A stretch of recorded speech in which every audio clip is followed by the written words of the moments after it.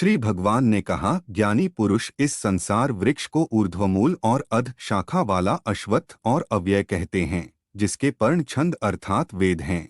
ऐसे संसार वृक्ष को जो जानता है वह वेदवित है। उस वृक्ष की शाखाएं गुणों से प्रवृद्ध हुई नीचे और ऊपर फैली हुई हैं। पंच विषय इसके अंकुर हैं। मनुष्य लोक में कर्मों का अनुसरण करने वाली इसकी अन्य जड़ें नीचे फैली हुई हैं। इस संसार वृक्ष का स्वरूप जैसा कहा गया है वैसा यहाँ उपलब्ध नहीं होता है, क्योंकि इसका न आदि है और न अंत और न प्रतिष्ठा ही है। इस अति दृढ़ मूल वाले अश्वत्थ वृक्ष को दृढ़ असंग शस्त्र से काटकर तदुपरांत उस पद का अन्वेषण करना चाहिए जिसको प्राप्त हुए पुरुष पुनः संसार में नहीं लौटते हैं।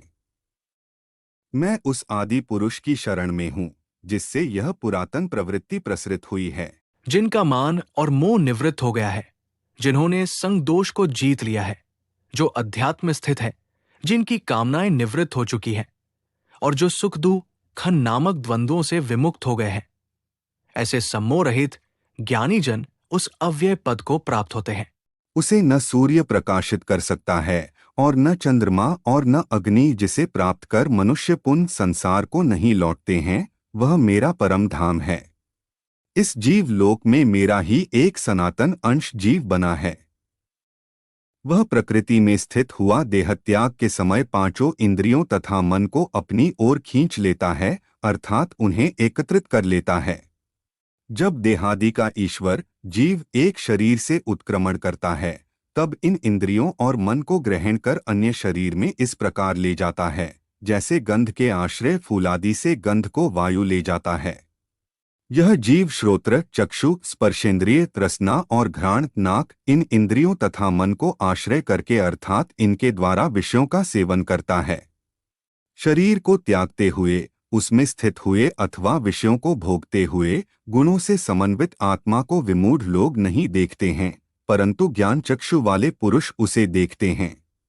योगी जन प्रयत्न करते हुए ही अपने हृदय में स्थित आत्मा को देखते हैं, जबकि अशुद्ध अंतकरण वाले और अविवेकी लोग यत्न करते हुए भी इसे नहीं देखते हैं।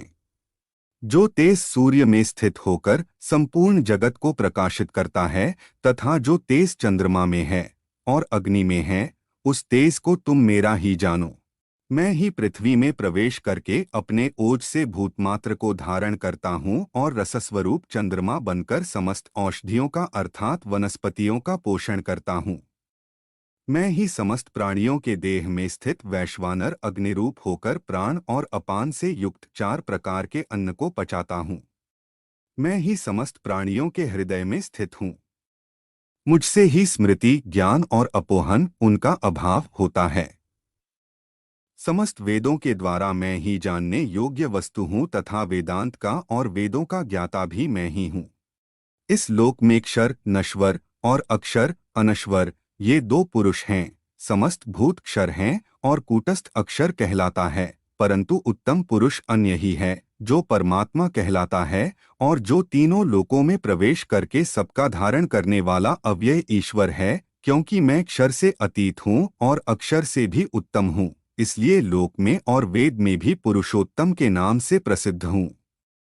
हे भारत, इस प्रकार जो सम्मोहरहित पुरुष मुझ पुरुषोत्तम को जानता है, वह सर्वज्ञ होकर संपूर्ण भाव से अर्थात पूर्ण हृदय से मेरी भक्ति करता है। हे निष्पाप भारत, इस प्रकार ये गुह्यतम शास्त्र मेरे द्वारा कहा गया। इसको जानकर मनुष्य बुद्धिमान और कृतकृत्य हो जाता है।